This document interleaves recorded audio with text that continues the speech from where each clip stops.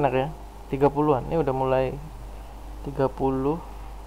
Ada Kemenak Kabupaten Lamsel nih siapa?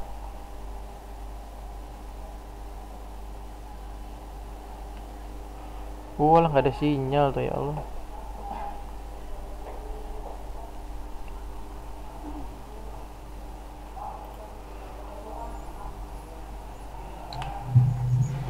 Oke teman-teman, untuk yang audionya masih hidup bisa di mute ya teman-teman. 2 apa 5? Berapa menit lagi? 10 menit lagi. Oke, kegiatan seminarnya akan kita mulai 10 menit lagi, sekitar 10 menit lagi. Buat teman-teman yang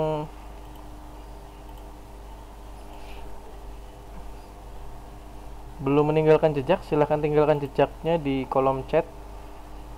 Yang sedang berkendara, hati-hati di jalan, takut kenapa-napa ya. Oke, oke bagus, sudah meninggalkan jejak, nama dan NPM. Boleh juga prodi di kolom chat. Sekitar 10 menit lagi kita akan memulai.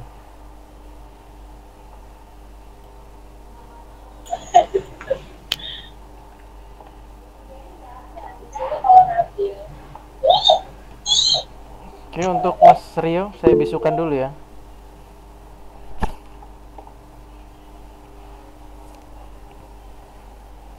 Oke, di sini dua pemateri kita sudah siap, ada Pak Hamdan dan Pak Fatur. Beliau-beliau ini yang akan memberikan materi-materi terkait penulisan karya ilmiah ya.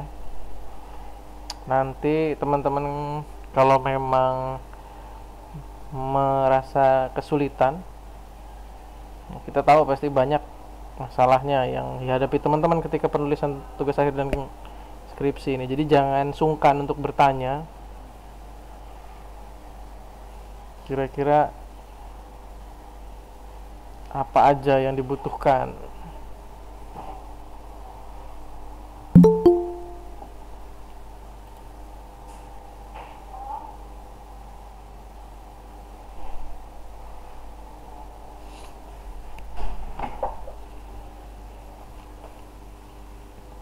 Oke, 5951 saat ini.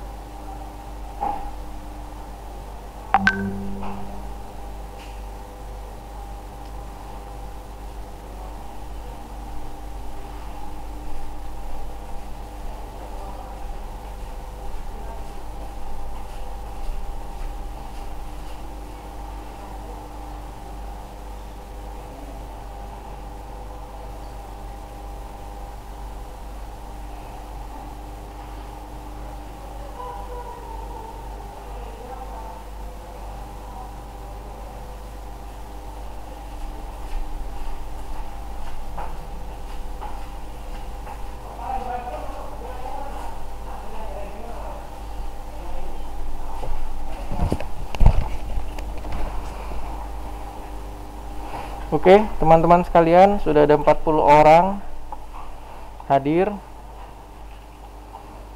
Oke, beberapa saat lagi akan kita mulai acaranya ya. Udah 9.54. Gimana, Bu Fat?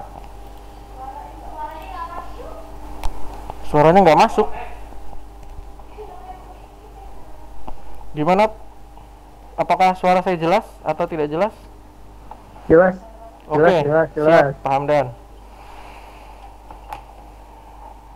Oh, ini wifi-nya lagi ada masalah ya, jadi nanti disarankan untuk tidak menggunakan wifi kampus karena sedang ada masalah. Oke, Pak Yodi, kita akan menunggu Pak Wakil Dekan tercinta untuk membuka acara ini.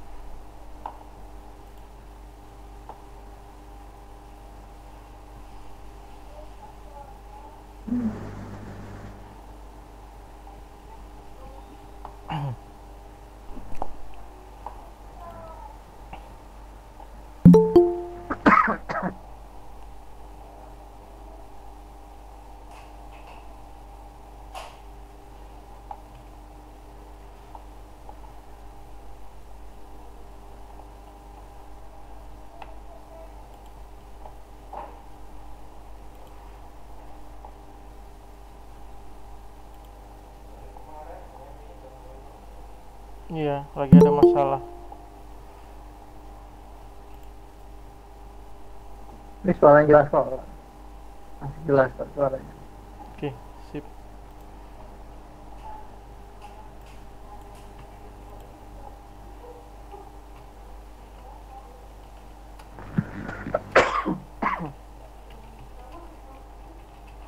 Kita menunggu kehadiran Pak Wadek kita. Beliau sedang kesulitan bergabung.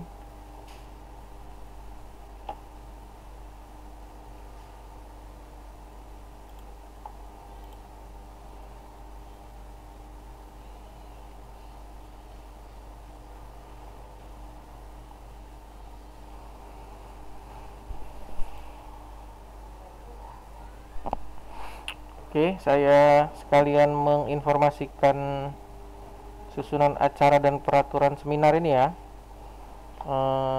Bisa kita mulai Pak Hamdan ya, Pak Fatur. Sekalian menunggu Pak Yodi nanti.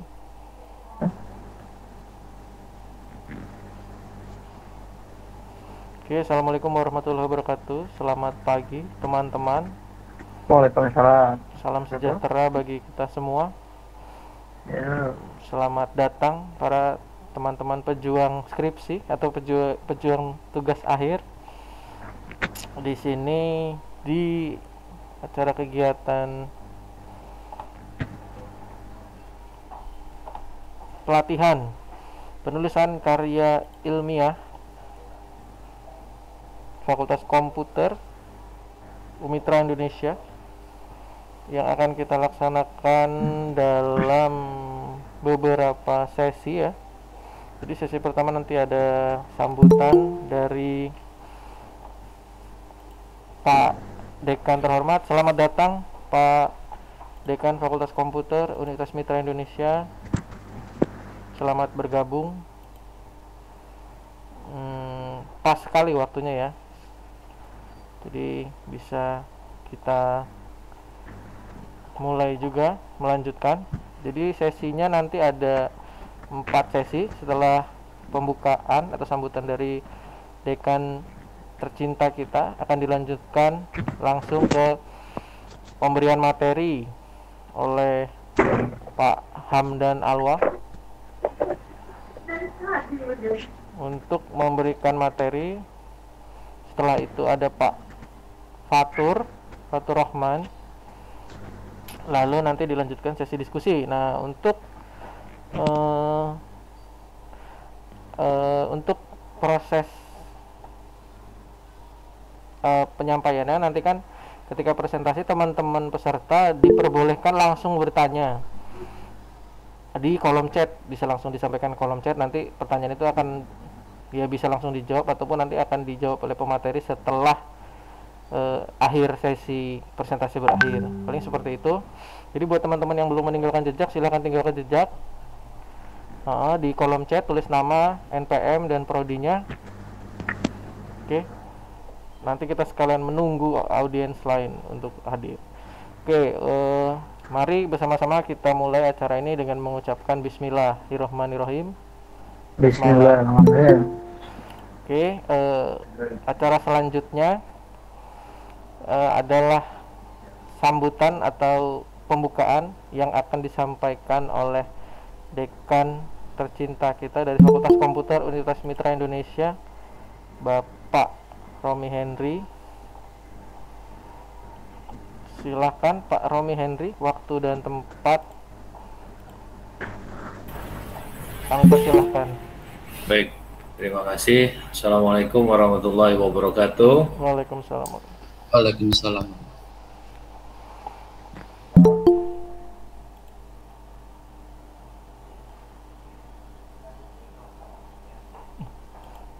Mute Pak Romi, maaf. Suaranya tidak terdengar, Pak.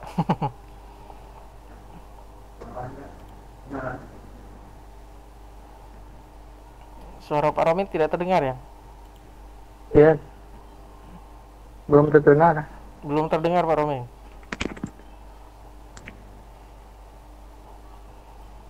Oh, terjadi gangguan ya. Kita tunggu Pak Dekan kita kembali bergabung. Oke, siap. Siap Pak. Oke, baik. Saya ulangi, Assalamualaikum warahmatullahi wabarakatuh. Waalaikumsalam. Waalaikumsalam warahmatullahi Terima kasih wabarakatuh. waktu yang sudah diberikan kepada saya, saudara-saudara sekalian, para mahasiswa, para dosen yang hadir. Pertama adalah jurnal ilmiah ini adalah suatu keniscayaan yang harus dipenuhi oleh setiap mahasiswa yang sedang mengambil skripsi dan di tingkat akhir.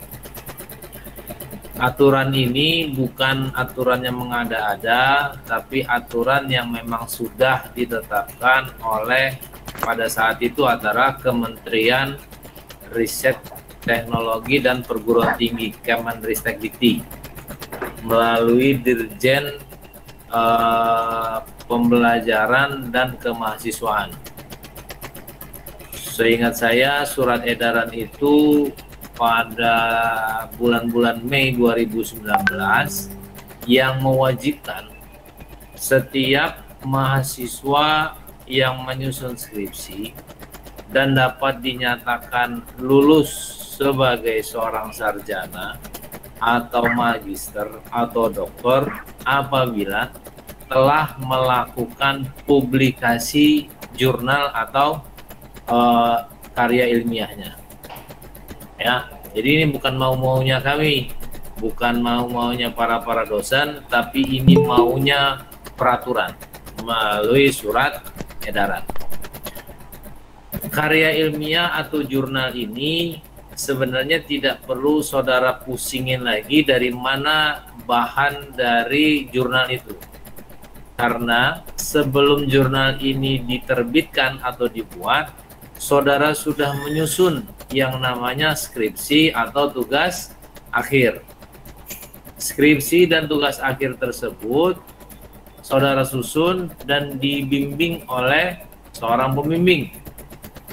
Pada akhirnya ketika skripsi itu sudah selesai, tinggal dirubah cara penulisannya menjadi suatu karya tulisan atau karya ilmiah atau jurnal. Isinya ya skripsi itu.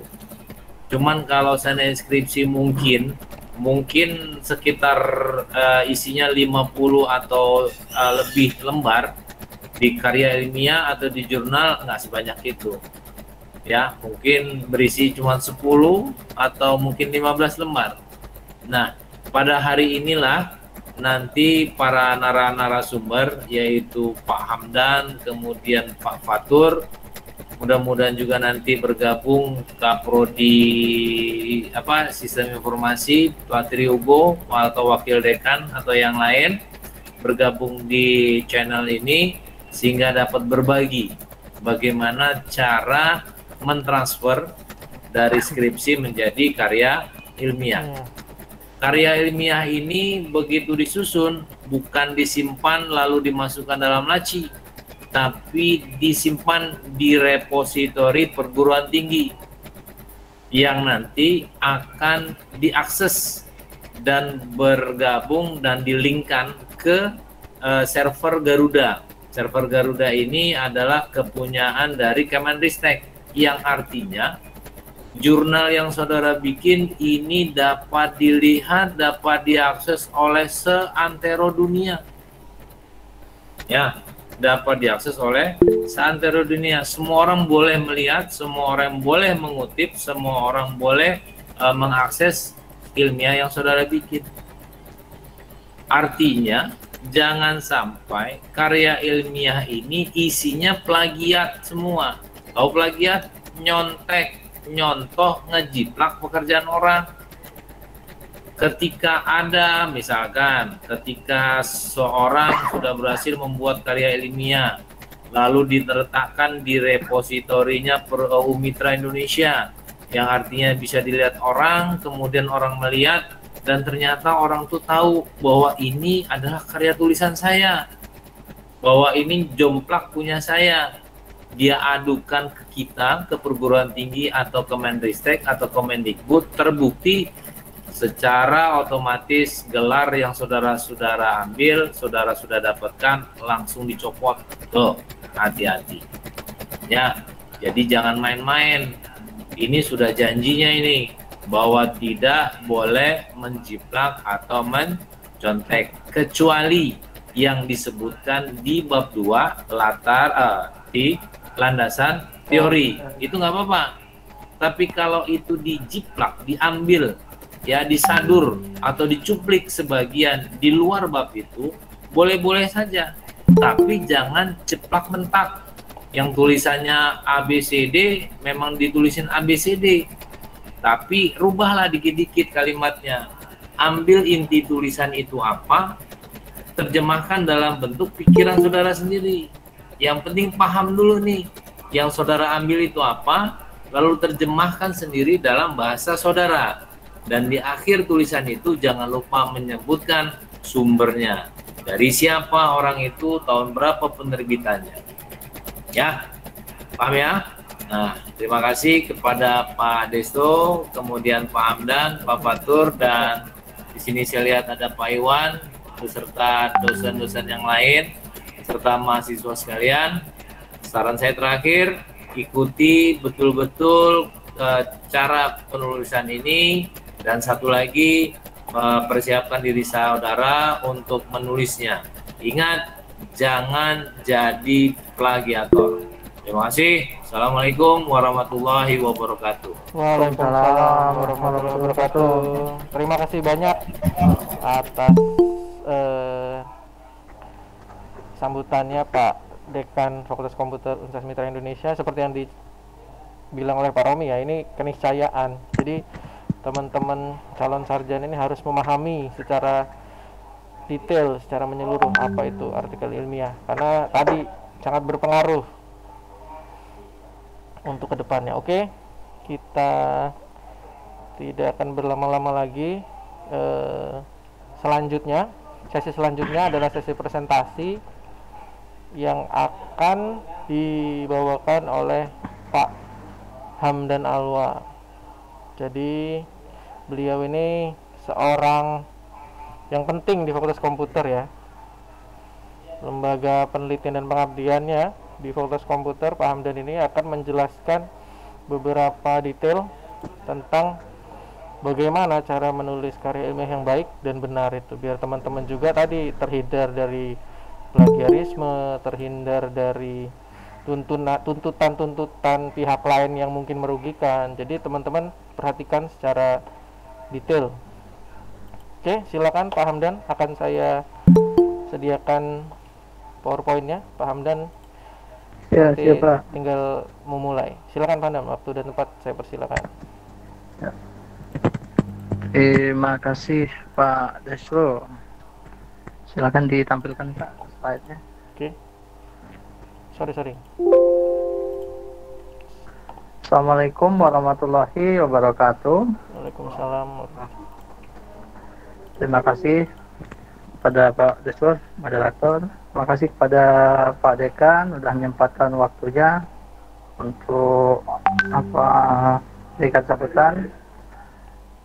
Habis itu Pak Wadekom dan teman-teman dosen kalian yang sudah bergabung, terima kasih. Baiklah, di sini Pak moderator, tadi nama saya Pak Hamdan Sukri. jadi Alwa ya. Alwa karena nama Ya, ininya, nama emailnya Pak. ya nggak apa-apa. sorry. Oke. Selamat pagi semuanya. Semoga kita pagi ini dapat keberkahan semuanya. Amin. Oke. Hari ini saya ngasih materi pertama. Pertama itu pelatihan tulisan karya ilmiah atau jurnal ya biasanya kita sebut bagi mahasiswa tingkat akhir. Nah, di sini sebelum Bapak mulai, di sini nanti mau nggak mau pokoknya syarat untuk wisuda Anda harus bikin jurnal. Nah, jurnalnya itu nanti Anda dapatkan dari skripsi Anda benar kata Pak Dekan tadi, dari skripsi yang Anda tebal berapa lembar dirampingkan lagi. Nah, di sini Bapak kasih tahu hal-hal apa aja yang ada di dalam jurnal itu. Nanti Anda syarat untuk wisuda harus bikin jurnal gitu. Nanti sebelum wisuda dicek lagi sama panitia skripsinya nanti apakah jurnalnya udah benar apa belum. Tuh. Sama nanti jangan pas dicek kok masih salah ya jangan menyalahkan yang ngeceknya. Nanti yang namanya karya lebih kita mementingkan kebagusan karya kita gitu. Ya, kita mulai.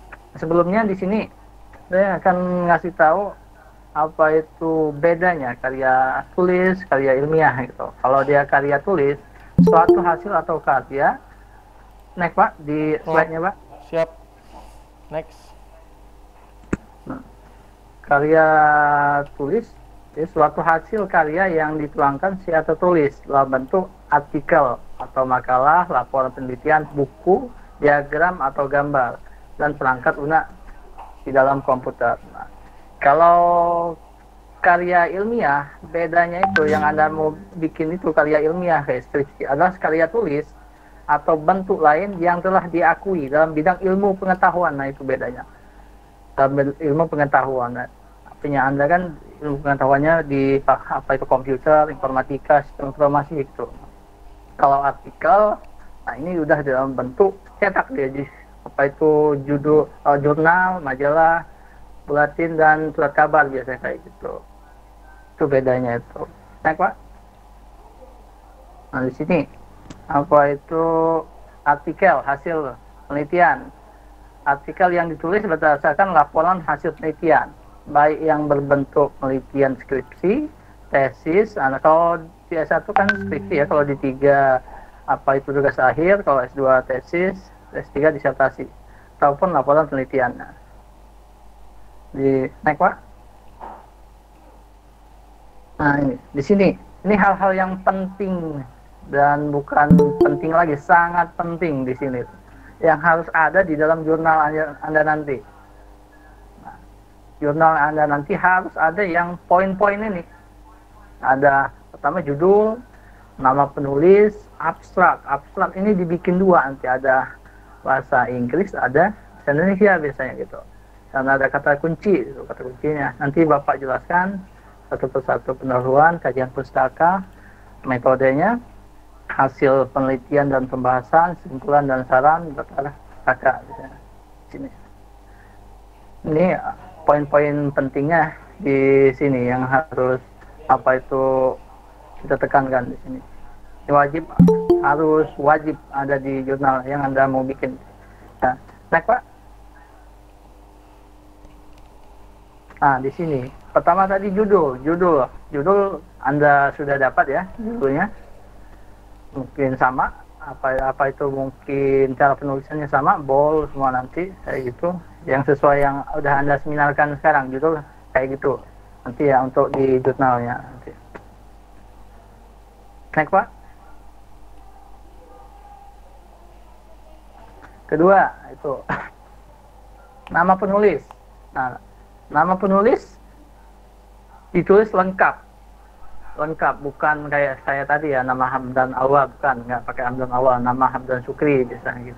Nanti tanpa gelar, walaupun dosennya juga di situ nanti ada tanpa gelar. Nanti Anda cantumkan nama Anda pertama, nama dosen kedua biasanya, nama pembimbing Anda biasanya kayak gitu.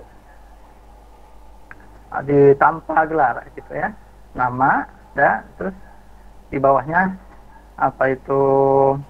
tanpa gelar itu. Selanjutnya itu ditulis di bawah judul nanti.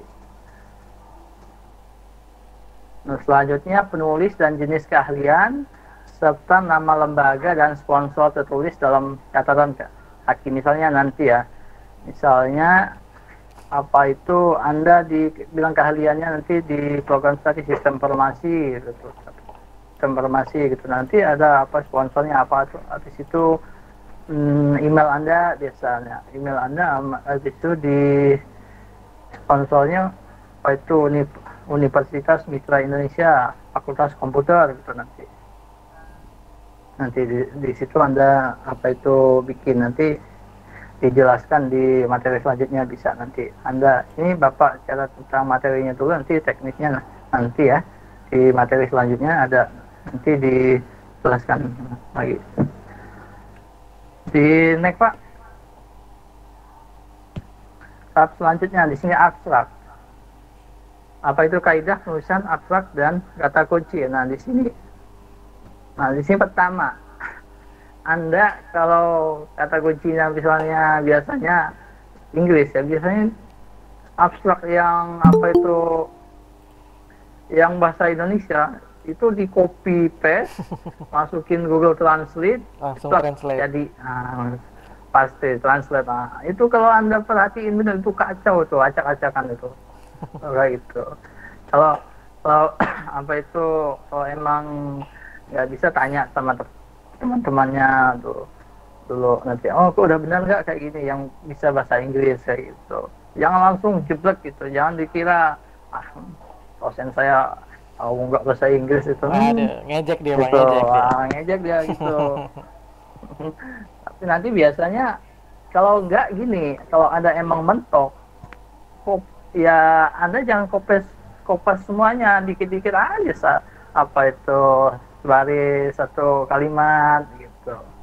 Kalau emang mentok gitu. Masa iya sih satu kampus, satu angkatan nggak ada yang bisa bahasa Inggris kayak gitu ya.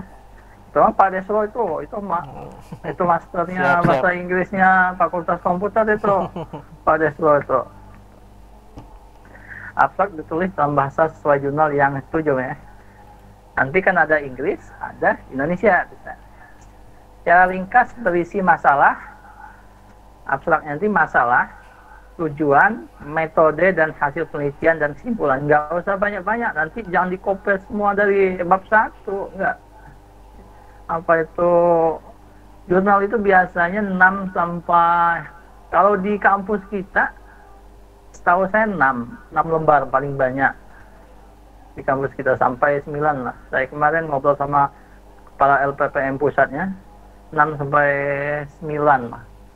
lembar gitu. Nanti skripsi Anda yang tebal itu jadiin jurnal ya sampai 6 lembar aja, 6 sampai 9 aja gitu. Nah, secara ringkas berisi masalah, masalahnya apa, tujuannya, metode yang Anda gunakan nanti apa, hasilnya apa, dan kesimpulannya apa. Abstrak diketik 1 spasi, terdiri atas 150 kata sampai 250. Nah, tempat kita di kampus kita ini biasanya yang nasional, tapi di kampus kita punya aturan sendiri. Saya udah baca aturan-aturannya itu dari FPM Pusat itu banyak katanya 100 maksimal kalau untuk bikin abstraknya 100. Nanti Anda baca-baca juga di buku panduan Anda biasanya ada. Di bawah abstrak diketik kata kunci, nanti di enter nanti ada kata kunci yang terdiri atas apa itu 3 kata, biasa kata kuncinya apa, sistem informasi apalah nanti di ujungnya gitu. Nanti ada kata kuncinya. Itu gunanya itu nanti untuk apa itu memudahkan untuk Anda mencari searchingnya nanti. Kata pokok dari apa itu semua yang Anda udah ditulis di abstrak nanti dibikin kata kuncinya nanti. Selanjutnya Pak, naik. Oke.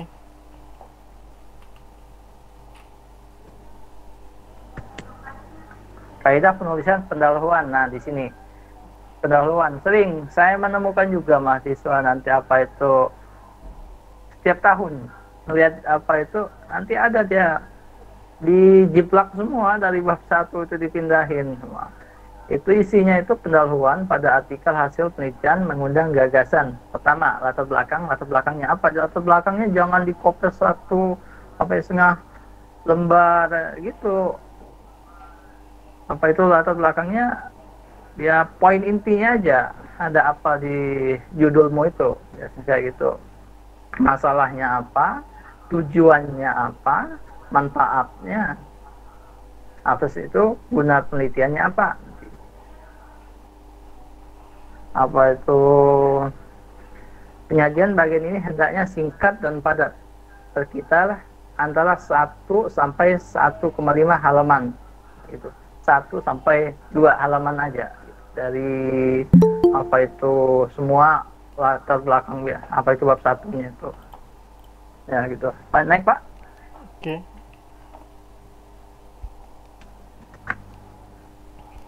Nah, lanjut kita di landasan teori. Apa itu? Kalau di sini landasan teori ya, kalau di buku panduan kita itu namanya tinjauan pustaka ya, di situ. Landasan teoritis berisi analisis apa itu di bab 2-nya yang kata Pak Dekan tadi, berbagai sumber Anda masukin juga sesuai kayak caranya kayak di bab 2 lah. Ambil aja topik-topik yang Anda bahas, yang Anda sedang bahas gitu. Jangan semua diambil ya penuh nanti. Topik-topik intinya aja. Sumber pustaka tersebut dapat berupa hasil penelitian, jurnal, buku teks, makalah, dan sumber tertulis lainnya.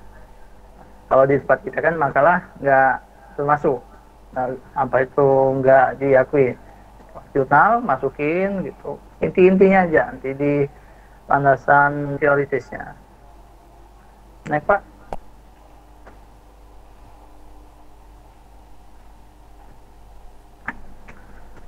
Nah, di sini kaidah penulisan metode penelitian. Bagian ini mengemukakan bagaimana penelitian dilakukan, memuat. Nah, rancangannya apa? Biasanya kita merancangin di tempat kita merancangnya pakai apa? Biasanya UML gitu. Apa itu tekniknya apa, sampel, apa itu teknik pengumpulan datanya menggunakan apa gitu. Pada artikel yang berasal dari penelitian kualitatif dan ditambahkan peranan peneliti, subjek penelitian, informan. Subbagian metode penelitian ini disajikan dalam bentuk essay dalam satu heading. Misal apa itu? Maksudnya itu dalam satu paragraf dibikin kayak gitu, jangan dipisah-pisah gitu. Ya, naik Pak. Oke. Mohon izin Pak Hamdan, ini sekalian mengingatkan lagi untuk teman-teman yang belum meninggalkan jejak, tinggalkan jejak di kolom chat dan siapkan pertanyaan-pertanyaan mungkin Pak Hamdan ya. Jadi kalau ada yang mau nanya boleh di chat langsung aja. Jadi Pak Hamdan tetap menjelaskan, tapi teman-teman juga biar nggak lupa pertanyaannya apa langsung dimasukkan ke kolom chat. Oke, silakan Pak Hamdan, kita lanjut. Ya.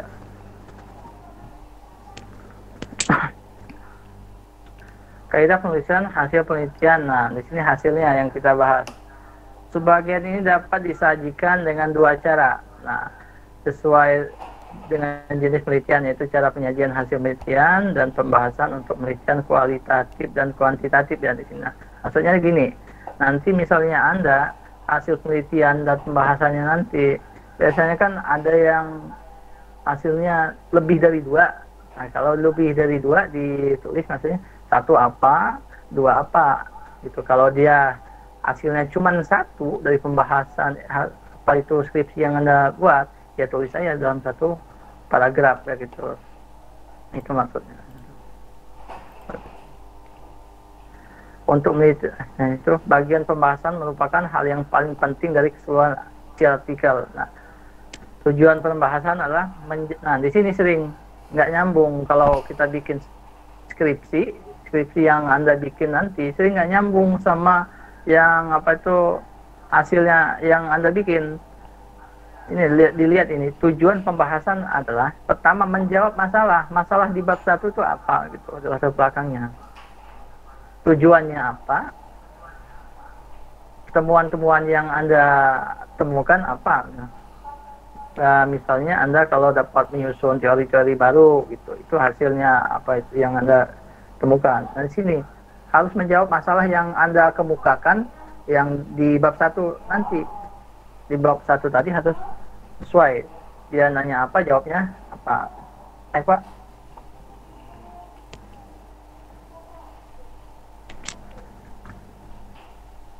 Nah, kaidah penulisan penutup, simpulan dan saran. Nah, di sini sama, hampir ingatkan tadi, simpulan merupakan esensi dari uraian. Nah, di sini nanti kalau Anda bikin simpulan, saran, kalau menurut saya, kesimpulannya itu sama tadi, kuantitatif atau kualitatif. Nah, misalnya kalau dia apa itu simpulannya itu ada 2, dia harus dibikin 1, 2 gitu. Kalau dia 1 aja dia dibikin 1 paragraf. Nah, untuk saran, teman-teman bikin saran itu ya apa yang Anda pikirkan sekarang di sistem Anda yang kurang, misalnya yang kurang dari sistem Anda cantumkan di saran. Ide-ide apa sih, kalau udah kata dosen saya dulu tuh, ide-ide gila kita masukin di sarannya itu. Apa itu biar siapa tahu nanti bisa dikembangkan karya tulis kita gitu. Naik Pak? Nah, di sini kalau daftar pustaka ya apa itu semua udah tahu, apa itu cara, tinggal Anda pindahkan saja gitu kalau daftar pustakanya itu. Tapi gini, daftar apa itu bab 2 biasanya Anda skripsi harus sama di daftar pustaka. Masih banyak ada di daftar pustaka tapi nggak ada di bab 2-nya. Ada di bab 2 nggak ada di daftar pustaka. Jangan sering kebalik kayak gitu.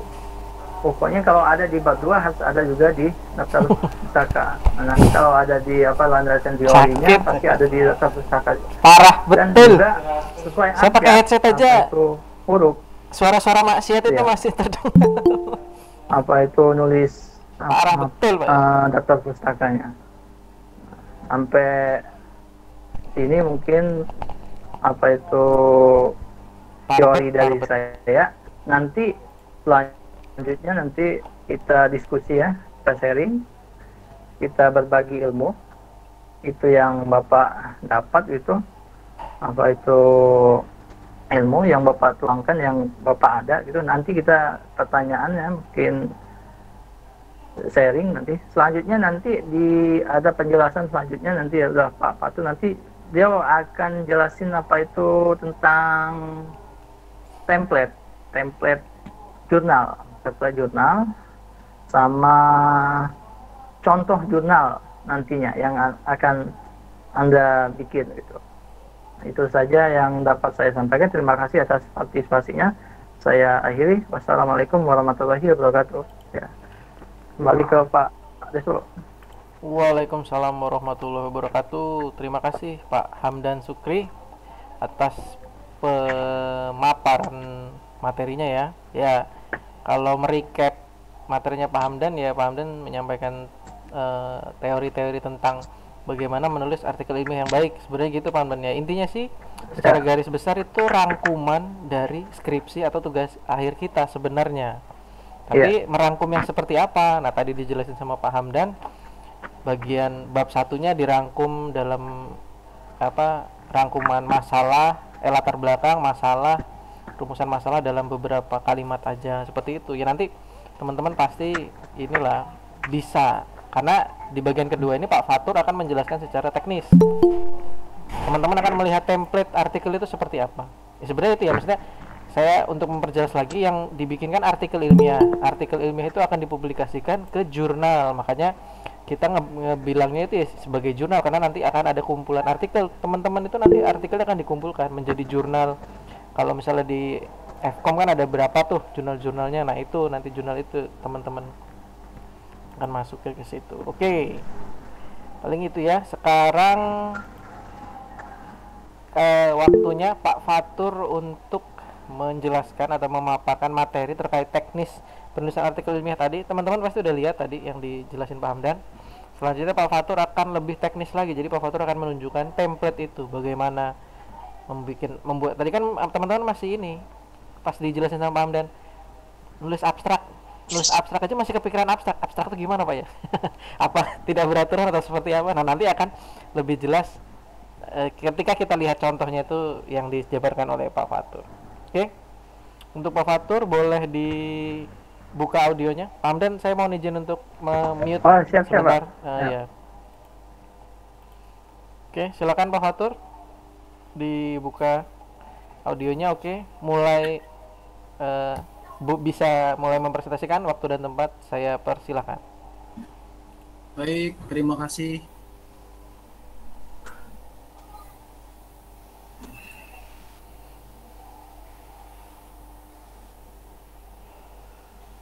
Oke, buat teman-teman yang lain. Baik, Assalamualaikum wabarakatuh. Waalaikumsalam warahmatullahi wabarakatuh. Perkenalkan, nama saya Fatur Rahman Kurniawan Ihsan, dosen di Fakultas Komputer Universitas Mitra Indonesia. Mungkin langsung aja ya, kita praktek sih sebenarnya. Intinya gimana sih menulis sebuah karya ilmiah menjadi jurnal. Nah, sebelum itu mungkin kita lihat dulu data yang saya buat. Ranking dunia itu saat ini untuk penulisan jurnal itu ya tetap US, kemudian nomor 2-nya Cina, nomor 3-nya UK, 4-nya Jerman, dan seterusnya. Ya, ranking dunia. Untuk ranking dunia sumbernya dari Simago JR. Nah, untuk rankingnya Indonesia di dunia itu peringkat berapa? Kita coba akan lihat peringkat berapa sih Indonesia. Ternyata di 20 tidak ada Indonesia, belum. Di nomor berapa sih Indonesia? Ternyata di 33 ada Malaysia, ada Singapura. Kita lihat, ternyata Indonesia di urutan ke-47.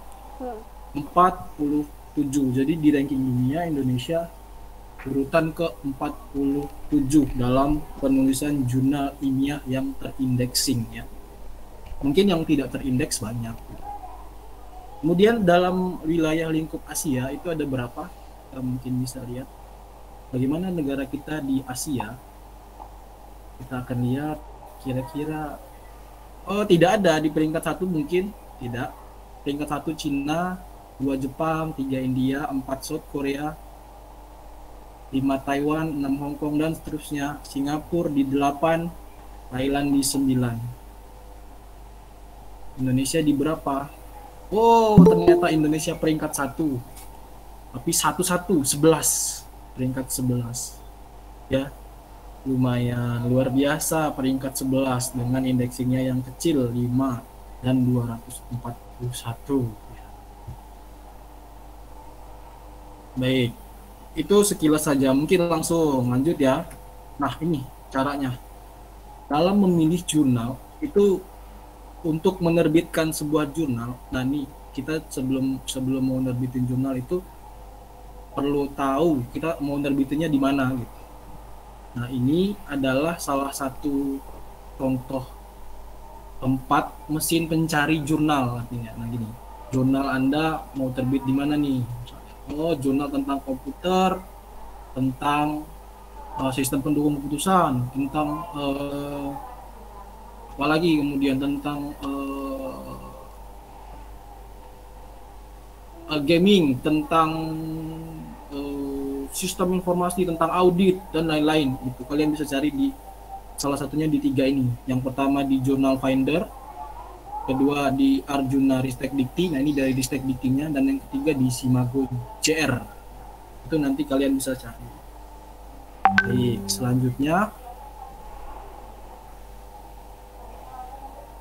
Nah, ini contohnya. Ini tadi memilih jurnal. Nah, mencari. Kalian tinggal ketik, enter your paper title here. Kemudian search ya di Journal Finder. Kemudian di Simago JR juga. Enter journal title, ISN, or publisher name, or nama saya juga bisa dicari. Namanya Pak Yodi boleh, Pak Yodi. Yodi Yuniarte mungkin bisa dicari. Baik, lanjut ke tahap berikutnya. Kenapa? Ini bukan berakhir loh, ini artinya end slide-nya ini untuk di HP nggak ya? Sesi berikutnya, menulis jurnal hasil penelitian. Ya. Part 1 tadi sudah dijelaskan dengan paham dan abstrak itu dia apa dan sebagainya. Nah, ini Simago bentuk JR. Dia bilang Simago Junior yang ada di Universitas Mitra Indonesia. Ini formatnya mungkin seperti ini. Nanti kalau kalian buat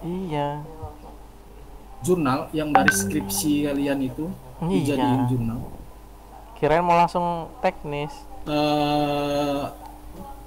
Lebih kurang margin seperti itu, margin topnya 3, kemudian kirinya 3, buttonnya 2, dan kanannya 2. Jumlah halaman maksimal 6 halaman, tuh sedikit sekali ya, kertasnya 4.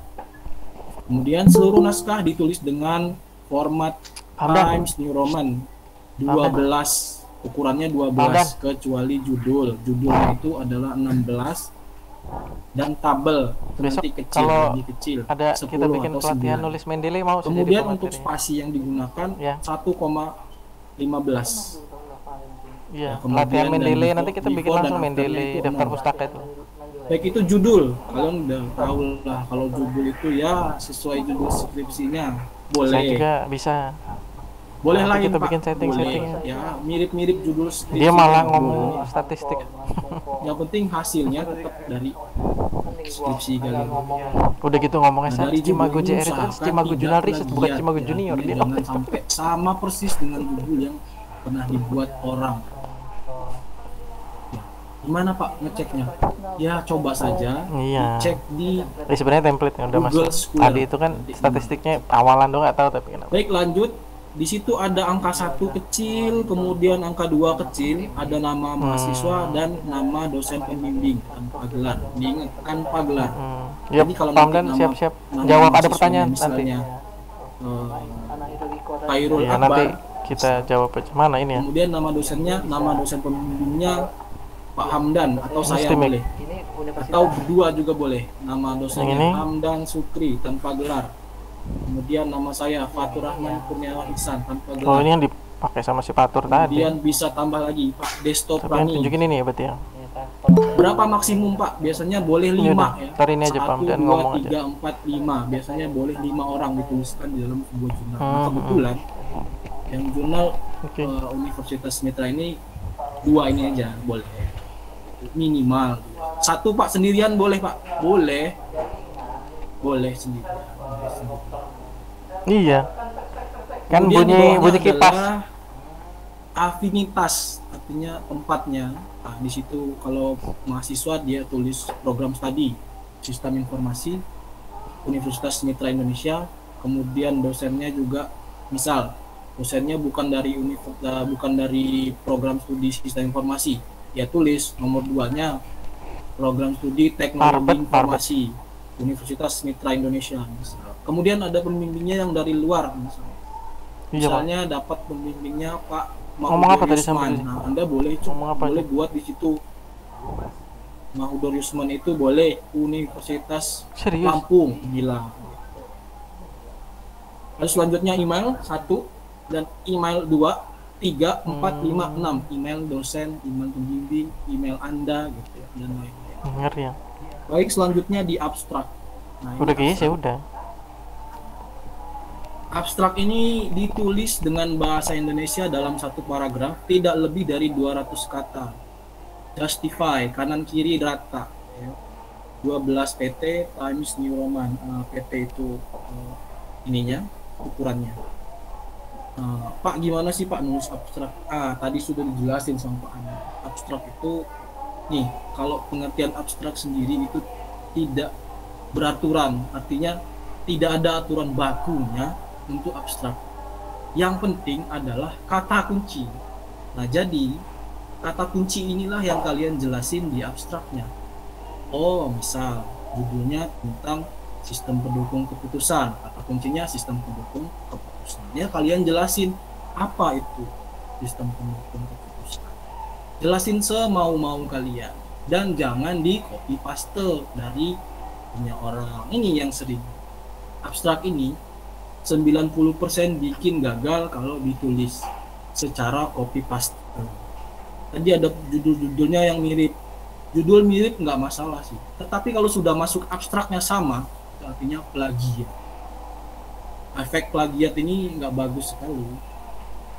Ya, tidak bagus. Nanti lama-lama nama mahasiswa tuh tadi plagiat ya kan, copy paste skripsinya kakak tingkat, di copy kemudian diterbitkan, begitu diterbitkan sama loh, ya jelas yang bikin kedua itu bisa dihukum, bisa dicabut skripsinya, bisa dicabut gelarnya.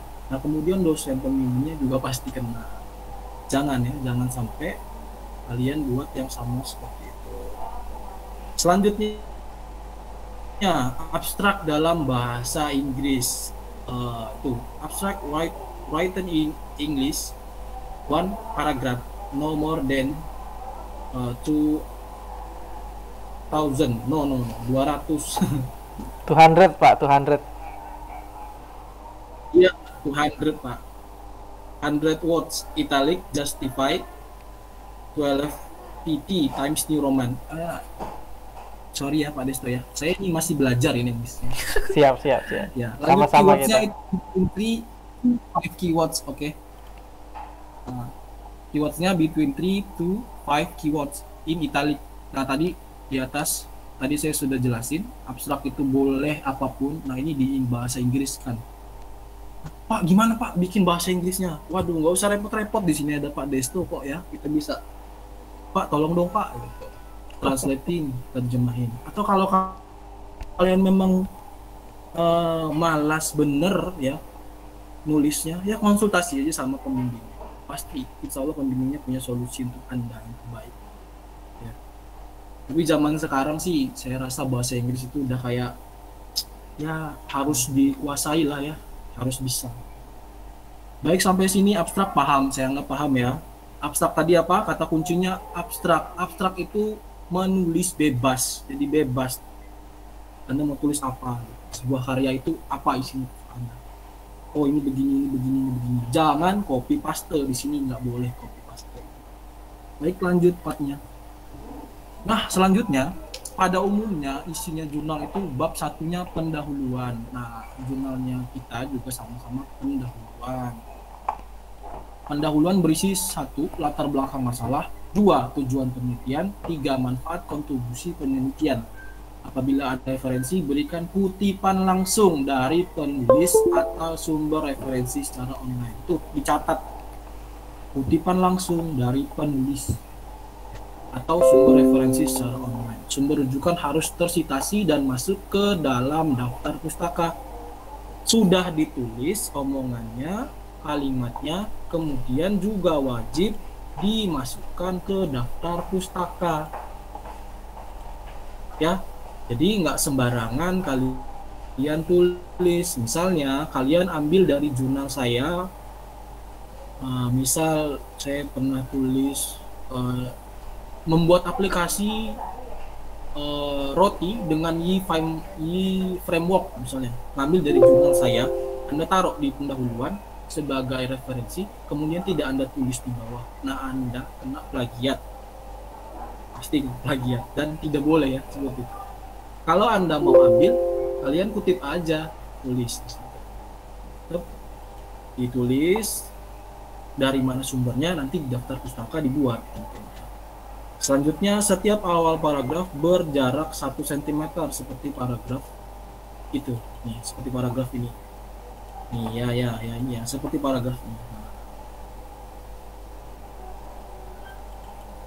Berikan jarak 1 kali enter untuk melanjutkan ke subbagian selanjutnya dengan kalimat terakhir dalam paragraf tersebut. Nah, ini contohnya di enter ya. Enter ini untuk apa? Nah, selanjutnya adalah tinjauan pustaka. Tinjauan pustaka berisi tentang teori dan penelitian terdahulu yang terkait dengan topik penelitian yang menjadi landasan logis untuk mengembangkan hipotesis penelitian, termasuk kerangka konsep penelitian. Nah, ini tinjauan pustaka berisi tentang teori ya. Ingat, teori bukan fakta, tapi teori dan penelitian terdahulu. Nah, ini faktanya, penelitian terdahulu yang pernah dilakukan yang terkait dengan judul Anda. Masih bingung sampai sini? Saya harap enggak, nanti saya bantu kalau kalian mau tulis teorinya. Yang penting kalian kerjain dulu. Selanjutnya adalah pengacuan pustaka dilakukan dengan menuliskan nomor urut pada daftar pustaka. Misalnya 1, 1, 2, 1, 2, 3. Citasi kepustakaan harus ada dalam daftar pustaka, dan daftar pustaka harus ada citasinya dalam naskah. Artinya tadi yang saya jelasin, kalian tulis punya saya, ada nomornya, ada daftar pustakanya. Jadi dia harus berkaitan.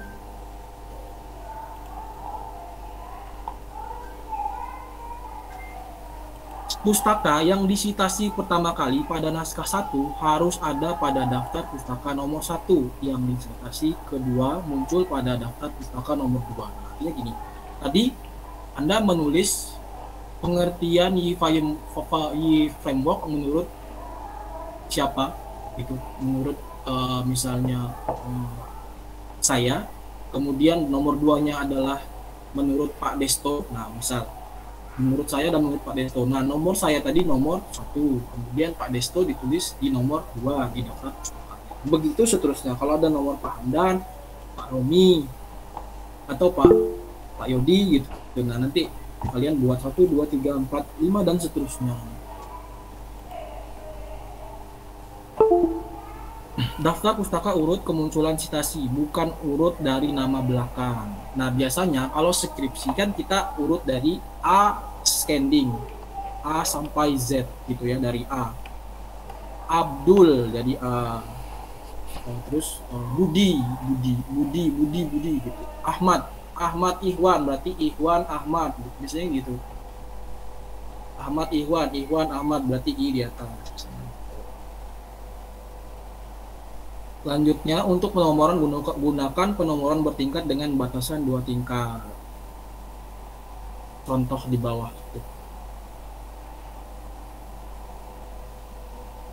Baik, lanjut. Escrow encrypt standar. Nah, ini lakukan citasi pada sumber referensi secara online dan pastikan referensi masuk dalam daftar pustaka. Nah, citasi tadi yang kalian buat, misalnya yang tadi punya saya, punya Pak Desto, itu kalian harus pastikan di online itu ada dan masuk dalam referensi daftar pustaka. Nah, nanti kalian bisa ambil di, misalnya ngambil punya saya, kemudian kalian copy, kalian langsung bisa dapat referensinya, daftar pustakanya dari situ. Selanjutnya 2.2, jika ada rumusan atau formula Fire-Diva-Hellman, gunakan nomor persamaan. Nah, jadi ini, kalau memang kita punya coding, kalian mau masukin codingnya, boleh. Kalaupun nggak kalian masukin di dalam bab 4, sorry, di jurnal kalian, boleh juga. Jadi bebas kalian bisa. Nah ini contohnya kalau fisika, hitung-hitungan, kalian mau pakai metode AHP, nah misal. Jadi kalian buat contoh seperti itu. Jadi dibuat sesuai urut tadi juga sama, tapi dikotakin gitu. Oh ini rumusnya dibuat kotak. Tapi dikasih nomor di pojok sana nih, dikasih nomor 1. Nanti kalau ada lagi 2 gitu, 3, 4, 5, 6, 7 terus kalau banyak ya. Kemudian ketiga, metode penelitian. Metode penelitian meliputi metode pengembangan sistem, metode perancangan sistem, metode pengujian sistem, dan hipotesis. Ingat, metode penelitian meliputi metode pengembangan sistem, metode perancangan sistem, metode pengujian sistem, dan hipotesis. Apa itu Pak? Kalian sudah pasti tahu. Metode pengembangan sistem, kalian mau pakai apa, metode perancangan sistem pakai apa, pengujian sistemnya pakai apa, ya. Hipotesisnya gimana? Tidak perlu dijelaskan semua metode yang ada, tapi jelaskan saja metode yang digunakan dalam penelitian ini. Nah, nggak perlu dijelasin semua. Ingat ya, jelasinnya bukan gini. Metode pengembangan sistem ini adalah menggunakan waterfall. Waterfall desain adalah tahapan ini. Kemudian perancangan adalah tahapan ini. Jadi nggak perlu semua, tapi dijelasin aja yang digunakan dalam penelitian ini. Boleh salah satunya, metode pengembangan sistem. Anda boleh pakai metode pengembangan sistem aja. Boleh metode perancangan sistem aja. Boleh menggunakan penomoran bertingkat bila perlu. Apabila ada gambar dan tabel, berikan nomor dan keterangan gambar di bawah gambar dan nomor terurut dan nomor serta keterangan tabel di atas tabel dengan nomor urut. Pahamlah sampai sini. Kalau ada tabel, nomor tabelnya di atas, ada gambar, bacaan nomornya. Kemudian pembahasan dan hasil. Hasil penelitian dituliskan yang mungkin mengandung tabel dan gambar. Hasil penelitian Anda ada tabel, ada gambar, ada rumus, ada skrip, ada rancangan desain UML, ada rancangan normalisasi tabel database, ada IRD, ada use case ya, ada use case, itu Anda boleh masukkan semua. Boleh semua Pak, boleh. Tapi tadi kata kuncinya di atas adalah metode yang Anda gunakan gitu. Metode penelitian. Jadi jangan sampai lenceng. Kalau di atas tadi Anda pakainya ada UML, tahapannya adalah menggunakan UML bla bla bla bla. Nah, kemudian ya di bawahnya sesuai juga dengan UML gitu. Kemudian ada gambar screenshot program. Nah, biasanya orang males nih bikin screenshot program.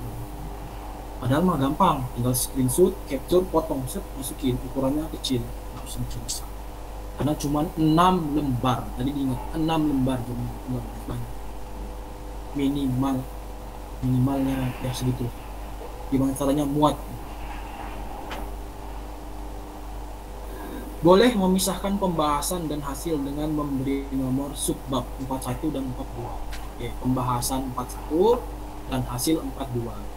Bahas semua, kemudian hasilnya adalah sesuai nggak sama hipotesis. Sampai di sini mungkin paham ya, insya Allah. Nanti kalau ada pertanyaan, Anda boleh hubungi saya melalui WhatsApp atau email. Jalur email boleh. Kemudian lanjut tabel. Nah ini contoh tabel. Rata kanan kiri gitu. Taruh di tengah. Penulisan bacaan tabelnya, judul tabel di atas. Gunakan sentence case, huruf awal besar setiap kata. Jadi huruf awal besar. Judul tabel, lu lihat. Kalian lihat semua ya. Judul tabel, J-nya besar, tabelnya kecil. Nah, apa sih Pak yang biasa ditulis di tabel? Biasanya Anda bikin yang di tabel-tabel itu jadwal penelitian. Tapi di sini tadi tidak perlu masukin jadwal penelitian. Ini yang perlu aja. Database, kalau Anda nanti merancang database awal ya rancangan database awal, kemudian mau masuk tahap normalisasi buat tabel. Upayakan tabel tidak terpotong pada halaman yang berbeda. Nah, ini diusahakan satu halaman itu untuk satu tabel itu isinya, kecuali jika besarnya melebihi satu halaman. Contoh, kalau yang lebih besar satu halaman, rekening koran, nanti panjang, 2 halaman 3 halaman. Penelitiannya tentang rekening koran, 2 halaman 3 halaman. Tapi kecil lah, full tapi kecil, tetap kecil tulisannya. Fontnya 8. Ini tabelnya. Selanjutnya gambar sama seperti tabel. Pastikan setiap gambar mempunyai nomor urut dan judul. Buatlah gambar tampak secara profesional, tidak perlu dibeli juga. Yang penting kelihatannya bagus.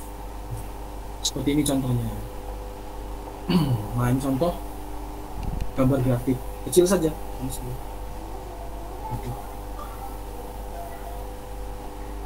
Selanjutnya penutup.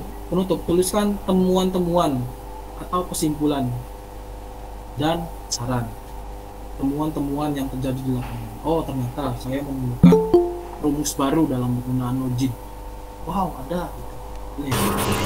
Oh, saya menemukan teknik baru. Oh, boleh. Kemudian saran. Saran ini adalah membahas tentang kelemahan yang Anda buat. Oh, ternyata saya ini belum pakai framework nih. Saya belum pakai CA ini. Silakan bagi Anda yang ingin mengembangkan, gunakan CA. CA itu apa Pak? Coordinator, ya ampun, coordinator ya. Semua penulisan pengurutan antara baris wajib menggunakan nomor atau huruf seperti 1, 2, 3, 4 atau 5. Jadi yang di 1, 2, 3. Selanjutnya referensi. Terakhir ini adalah referensi. Kalau kita sebut daftar pustaka, di sini disebut referensi. Nomor urut, nah ini 1, ini nomor urutnya 1 tadi kalau penulisnya namanya saya, kemudian nomor 2 Pak Destro, nomor 3 Hamdan, kemudian ada dan seterusnya. Ya, masih banyak Pak ternyata. Setelah itu ditulis penulisnya. Nulis ini tetap sama seperti kaidahnya. Ini namanya di Bali. Nama Fatur Rahman Kurniawan Ihsan. Berarti ditulis di depannya Ihsan Rahman Kurniawan. Tahu saya suka singkat nama saya. Kalau mau gampang, Anda bisa ambil ini di Google Scholar-nya. Di Google Scholar kalian ketik cheat. Nah, diketik cheat-nya, copy, paste, selesai. Gimana Pak? Itu perlu teknis. Kalau untuk ngajarin itu saya nggak bahas di sini. Saya perlu video gitu, search gini. Ya. Lanjut, sudah nulis, kemudian jurnal yang sudah diterbitkan. Nah ini saya bahas. Google kalian ini pasti belum tahu. Google Scholar-nya apa Pak? Google sekolah ini Pak. Ini dia. 4 artikel jurnal yang sudah terbit itu semuanya di Google. Ya, ibaratnya pintunya ini udah di sini. Gimana Pak? Gitu. Nah, contoh jurnal yang sudah diterbitkan. Nah, kalian coba cari di sini judulnya. Judulnya apa?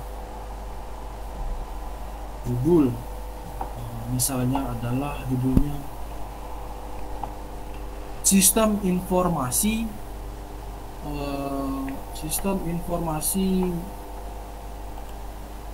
pembuatan website sekolah pada SMA Negeri 4 Bandar Lampung. Kalian ketik. Nah, atau kalian tahu keywordnya, kalian mau ambil yang banyak keyword. Jadi saya sebut sistem pendukung keputusan. Kalian ketik sistem pendukung keputusan, top keluar soal. Kemudian mau cari lagi tentang analisis sistem informasi, atau mau cari tentang COVID atau tentang jaringan komputer. Oke. Di sini kalau kalian sudah buat Google Scholar itu nanti kalian bisa masuk login, kemudian ini koleksi kalian kalau sudah pernah terbit, kemudian ini profilnya Anda. Nah, ini tentang artikel COVID-19. Ini artikel-artikel yang sering dicari dalam kurun waktu 3 bulanan ini. IDC, NEJM, JAMA, Lancet, Cell, BMJ, entah itu apa ya. science, intinya ini tentang kesehatan. Sampai saya contohin satu, saya ketik nama saya misalnya Fatur Rahman Kurniawan misalnya, muncul lagi Google artikel. Nah, Google Scholar, saya sudah pernah nulis gitu di mana aja. Nah, ini salah satu contoh. Nanti kalau cari Pak Hamdan Supri, contoh. Siapa lagi yang mau cari? Nah, nanti untuk bimbingan saya boleh ambil nih yang dari sini. Kalian bingung nih kalau mau nulis di bab 2 landasan teorinya tentang sistem informasi, tentang fuzzy misalnya, fuzzy sistem informasi. Klik ambil dari saya. Oh, ini fuzzy-nya gini. Atau dari sini kalian ada di framework gitu. Baik, sampai sini insya Allah paham ya. Nah Pak, gimana tadi Pak kalau mau cheat? Mau cheat itu kalian tinggal klik kanan di sini, klik kanan cheat. Nah, atau di sini nih kalian ambil cheat. Klik kanan ambil referensinya, copy paste. Nah, bisa taruh di paham sampai sini ya insya Allah ya. Lanjut. Nah, ini contoh tadi saya kasih contoh tadi kan yang pakai jurnal. Nah, ini judulnya visualisasi 3D ruang dan bangunan pada perguruan tinggi Mitra Lampung berbasis multimedia. Penulisnya adalah Edi Peta Ginting dan Bapak Tribun. Pemilihnya Tribun. Program studi sistem informasi STIMIK Mitra Lampung. Ini sudah pernah terbit, jadi ya inilah jurnalnya. Tidak ada saya ubah-ubah, tidak ada saya copy-copy gitu ya. Saya cuma ambil datanya, download data. Ini isi abstraknya, kemudian ini abstrak bahasa Inggrisnya. Ini seharusnya di bahasa Inggrisnya. Perkembangan ilmu pengetahuan dan teknologi. Ini harusnya bahasa Inggris. Kalau dia tidak bahasa Inggris, ya diusahakan buat bahasa Inggris. Lanjut. Pendahuluan. Nah, pendahuluan tadi sudah dibahas, mau isinya apa ya, terus lanjut saja. Nah, di sini ada agak error sedikitnya. Soalnya error ya, maaf. Nah, 2017. Saya bukanya 2007. Jadi dia error. Lanjut. Rendering, texturing, modeling, hasilnya. Nah, ini dia salah satu contoh hasilnya. Nanti kalian screenshot selesai. Gambarnya kecil aja nih kayaknya. Sampai sini paham nih. Lanjut, simpulan dan terakhir daftar kesepakatan. Oh iya, ini masih pakai yang STIMIK ya, Jadi kalau yang lama ini belum pakai. Kalau tadi yang terbaru, format yang terbaru ini 1, 2, 3, 4, 5. Tapi sesuai dengan yang ditulis di sini. Nah, terima kasih. Selamat menikmati proses aplikasi ini. Ini daftar pustakanya, gambar dari Simago Junior. Baik, terima kasih. End slide itu saja mungkin yang dapat saya sampaikan. Baik Pak Desto, silahkan. Oke, terima kasih banyak Pak Fatur. Teman-teman sudah mulai lebih terbuka tadi ya kan. Pertama Pak Hamdan sudah menyampaikan teori tentang apa itu artikel ilmiah yang dipublikasi di jurnal. Jadi teman-teman juga pasti istilahnya sudah mulai kelihatan. Apa yang disampaikan Pak Fatur tadi kan template contohnya. Intinya sih kalau bisa saya recap lagi ya. Jadi yang pertama tadi abstrak. Kalau judul kan ya tinggal ngikutin acuan aja. Abstrak itu sebenarnya adalah, karena di situ ada bahasa Inggrisnya, saya sampaikan kenapa ada dua bahasa, kenapa butuh bahasa Indonesia dan bahasa Inggris. Yang pertama, abstrak itu merupakan sebuah rangkuman yang pasti pertama kali dilihat oleh pembaca. Itu alasannya kenapa rangkumannya harus berisi keseluruhan seluruh artikel. Istilahnya gini, penelitian yang teman-teman lakukan itu skripsi ya, habis itu dirangkum menjadi artikel ilmiah, isi artikel ilmiah lagi dirangkum lagi menjadi abstrak, seperti itu ya. Bener kan Pak Hamdan dan Pak Fatur? Kayak gitu ya istilahnya, step by step. Pak Hamdan bisa ini diaktifkan audionya lagi biar bisa kita lanjut diskusi nih kan. Ya sebenarnya gitu langkah-langkahnya, teman-teman harus tahu skripsi dirangkum menjadi artikel Ya. ilmiah dirangkum lagi menjadi abstrak gitu, Pak Hamdan ya? Ya, Pak Iya, Fatur? iya, iya, Pak. Nah, ya benar. Nah, itulah intinya teman-teman tuh harus sekarang saat ini tuh yaitu kebutuhan untuk membuat artikel ilmiah itu dengan tujuan teman-teman bisa dibilang menggunakan skillnya dalam berkomunikasi.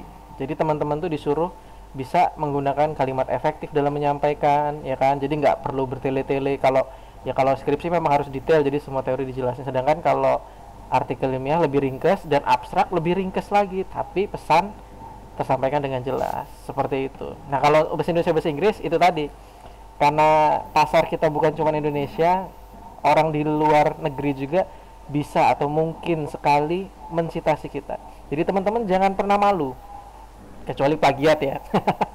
Kalau teman-teman punya ide baru disampaikan dalam bentuk bahasa Inggris, bayangin berapa orang yang akan melihat teman-teman.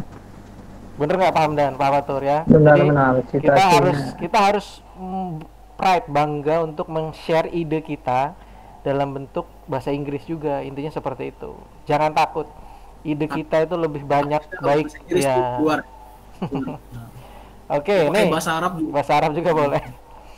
Oke, sekarang kita masuk ke fase ini sesi diskusi ya, Pak Hamdan, Pak Fatur ya. Iya, Jadi Pak. tadi ada beberapa mahasiswa yang sudah mulai nggak sabar nih nanya kan, Pak, saya ini bingung tapi saya mau tahu jawabannya. Yang pertama tadi dari kalau nggak salah Mas Riko Dwi Saputra, masih ada ya orangnya. Ya. Nah, di sini dia nanya, "Assalamualaikum Pak, saya mau bertanya, untuk di bab 4 di dalam skripsi ya, di bab 4 kan berisi rancangan yang nantinya akan diimplementasikan ke sebuah aplikasi. Yang akan saya tanyakan, lebih baik kita buat aplikasinya dulu, kemudian kita buat rancangannya sesuai dengan aplikasi yang kita buat, atau lebih baik kita buat rancangan dulu kemudian kita implementasikan ke aplikasi, dan lebih mudah yang mana nih? Mohon penjelasannya Pak, terima kasih." Oke, bisa dijawab oleh Pak Hamdan dulu, mungkin nanti bisa dilanjutkan ke Pak Fatur. Silakan Pak Hamdan. Ya, terima kasih untuk pertanyaan dari Saudara Riko. Kalau menurut aturan, itu kan di skripsi Anda itu ada yang namanya pengembangan sistem. Pengembangan sistemnya gunain apa? Itu akan ada step by stepnya. Nah, kalau ngikutin aturan itu ya, dari planning, analisis, rancangan, apa itu implementasi, itu maintenance, itu kalau menurut aturan. Tapi di sini balik lagi ke Anda semua, Anda itu mudah mau bikin, biar Anda gak bingung, Anda mau bikin aplikasi dulu apa rancangannya dulu, kayak gitu. Balik ke Anda masing-masing, enaknya kayak mana. Kalau menurut aturan memang harus perancangan dulu, baru apa itu pengimplementasian gitu, bikin aplikasinya gitu. Itu dari saya gitu. Ya, Pak Fatur. Pak Desmo, Gimana? Coba ditampilkan PPT saya tadi, coba dikit. Ini contoh artikel tadi Pak ya, universitas. PPT-nya Pak. Oke, saya buka dulu Pak ya. Saya lupa lagi naruh mana tadi. Oke. Ambil ditampilin nggak? Saya yang jawab aja ya, bantu jawab. Iya, bantu lanjutkan coba Pak Fatur.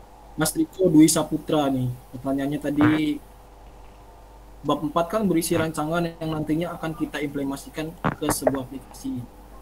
Yang saya tanyakan, lebih baik kita buat aplikasinya dahulu, kemudian kita buat rancangan sesuai dengan aplikasi yang kita butuhkan. Nah, ini saya paham. Ya Mas Riko, tergantung Anda itu mau dari waterfall atau dari prototyping. Nah, kalau Anda dari prototyping, artinya Anda buat programnya dulu, baru Anda drag ke bawah. Enaknya ya gimana lah, enaknya Mas Riko aja, Mas Riko dulu ini gimana, suka yang lebih yang dari mana gitu. Kalau saya sih rata-rata banyak dari waterfall, di perancangan dulu baru jadi, rancangan dulu baru diimplementasi, rancangan dulu baru dinormalisasi, baru di Pilih slide nomor 4 Pak Desmo. Oke. Sip. Ya, lanjut Pak Fatur. Iya. Ini kan penulisan bab 4 skripsi tentunya. Kalau untuk di jurnal Ya itu ngikutin aja yang dari skripsi kamu tadi, pindahin paragrafnya, selesai dulu skripsinya intinya. Oke, Kemudian buku panduannya ada tuh. di buku panduannya ada berarti ya. Nah, ini apa itu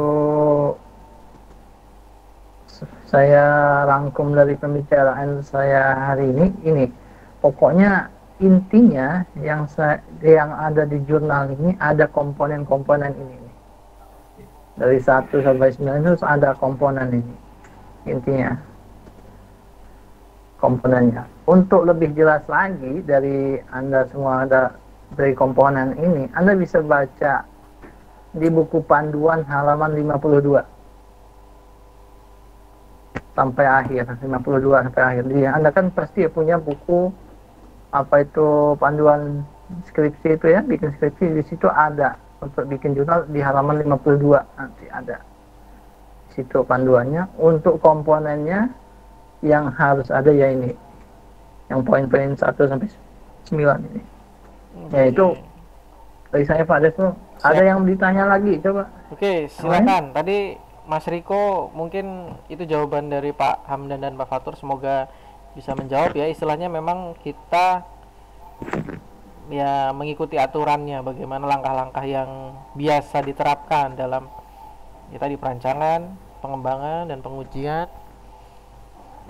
Kecuali kita analisis itu beda. Jadi memang kalau misalnya kita dalam membuat sesuatu itu runtutannya dari awal, dari merancang, mengembangkan dan menguji. Kalau misalnya kita menganalisis sistem, ya kita lihat dulu sistem yang sudah ada, terus kita lihat, kita breakdown seperti itu. Nah itu punya mekanisme yang berbeda. Jadi memang ditentukan oleh pilihannya sendiri itu apa topik dari penelitian tersebut. Ada lagi yang lain, silakan. Ada yang mau ditanyakan? Di sini ada Pak Kaprodi Informatika, Pak Campur Sepuluhan. Kok namanya Campur Sepuluhan, padahal namanya Pak Juri.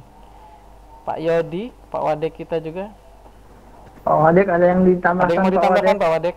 Kalau di sini saya juga mungkin bisa nanti kapan-kapan kita ngobrol lagi masalah daftar pustaka, masalah bagaimana abstrak itu, karena istilahnya saya sebagai akademisi bahasa Inggris nanti bisa membantu dan memberikan tips and trick untuk membuat artikel dalam bahasa Inggris, abstrak dalam bahasa Inggris ya mungkin.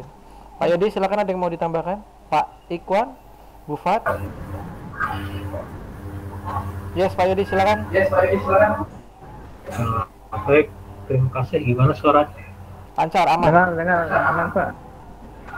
Oke, dari berbagai pertanyaan, intinya untuk mahasiswa tingkat akhir dalam membuat jurnal itu sangat mudah ya.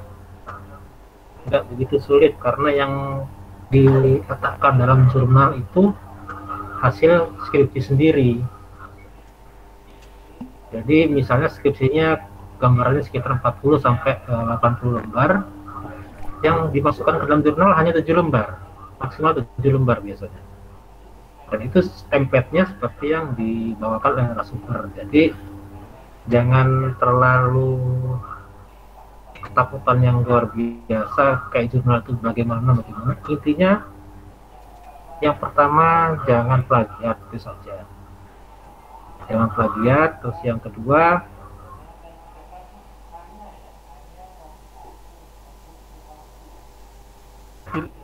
hilang suaranya Pak.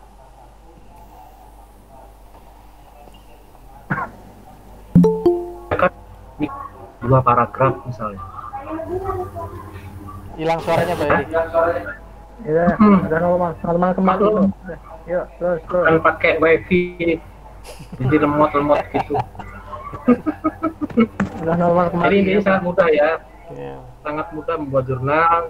Nanti kan kalian juga dibimbing oleh para pembimbing. Dan tadi yang kesulitan dengan masalah bahasa Inggris, ada masternya yaitu Pak Desto. Yang minta tolong ke beliau. Kalau untuk masalah template, silakan ke pembimbing masing-masing.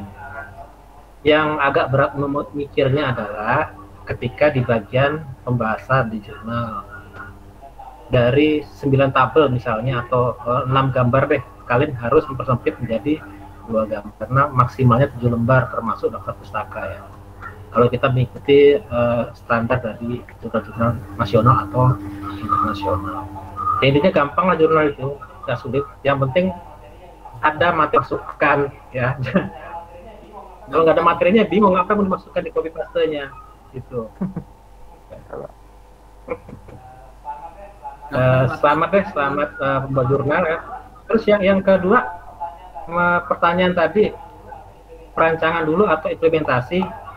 Ya saya sepakat dengan narasumber semuanya, memang benar. Dengan kata lain, apa yang dimudahkan yang kerjakan terlebih dahulu. Ya. Kalau mengikuti aturan, kalau kita membangun rumah, berarti kan harus ada gambar dulu tuh. Nah, gambarnya baru kita ikuti gambar. Kalau mengikuti aturan, nah, kalau kalian merasa lebih hebat bisa nggak bikin rumah tanpa gambar ya silahkan ya, paling mengot rumahnya.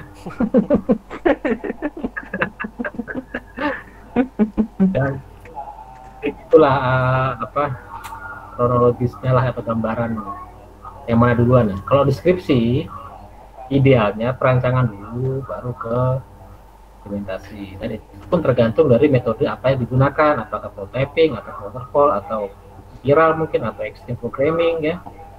Silakan yang mana yang enaknya aja deh.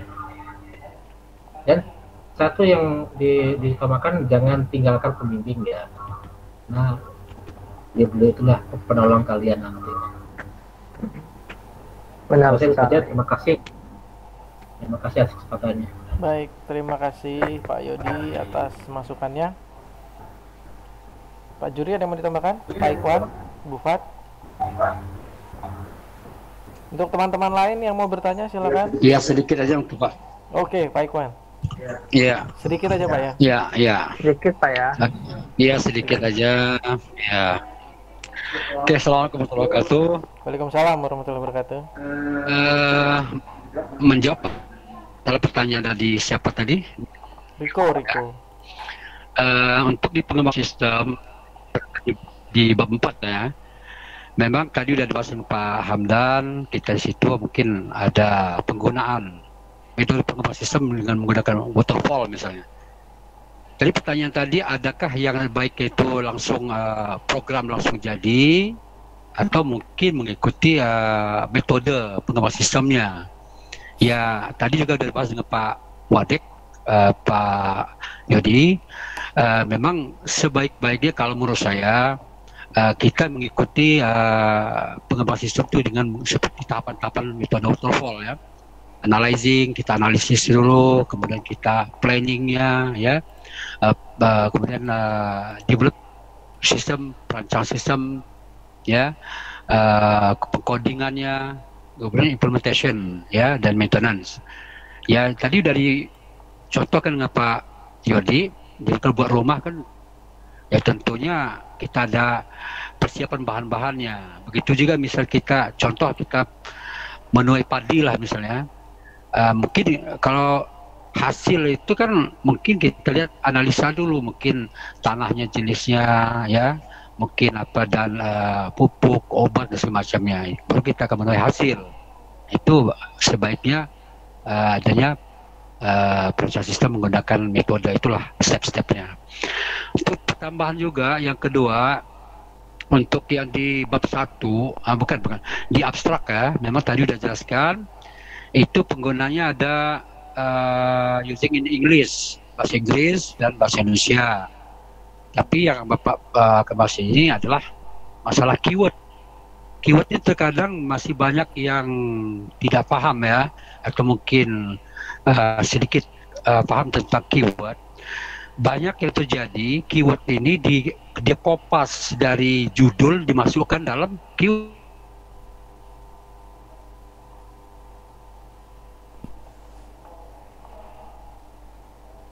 Halo Pak Ikhwan. Pak Ikhwan, handphonenya mati. Aduh. Alhamdulillah, handphonenya mati. Alhamdulillah. Maaf sekali Pak Ikhwan ya. Saya lanjutkan. Maksud Pak Ikhwan tadi mungkin ya keyword itu vital. Jadi teman-teman harus bisa memilihnya dengan tepat. Karena memang ya keyword itu nilai jual teman. Kalau teman-teman mau jual tas tapi keywordnya sepatu kan salah tuh.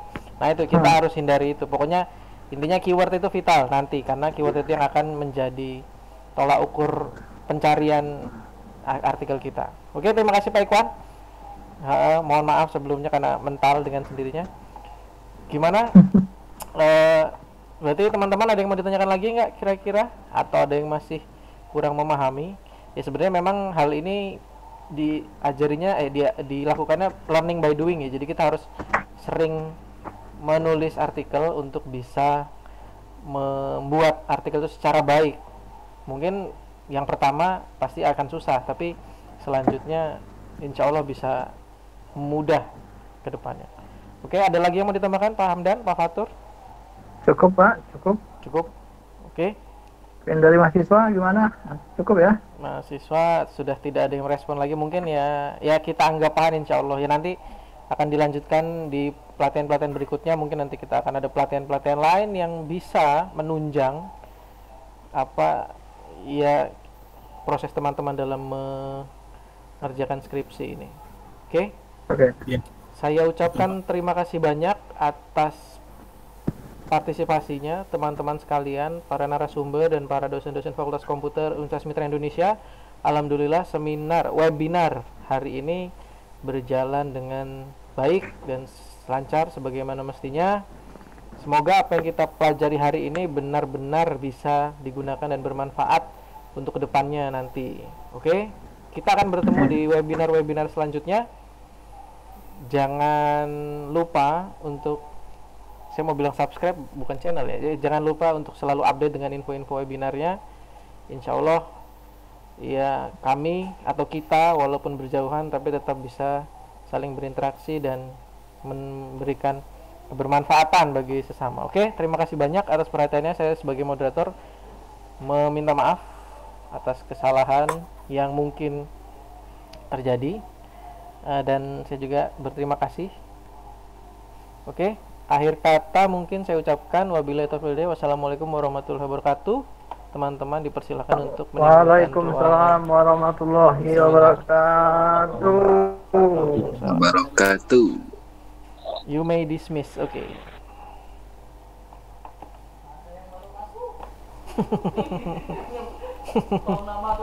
Iya. Lumayan tapi videonya nih 1 jam 32 menit, setengah jam, aman sih. Udah disimpan.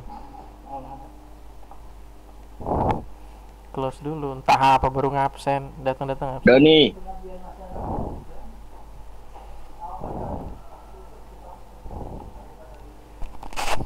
Lagi rame gini mendingan kita tunjukin ini ya.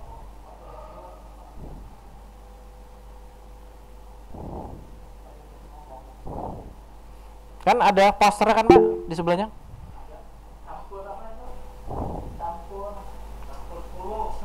Campur 10 ki sopo meneh Pak Juri. Ya ini lo es campur. Simpan dulu videonya ya. Kita screenshot dulu. Ini kan posternya biar. Sip. Kita end meeting. Close.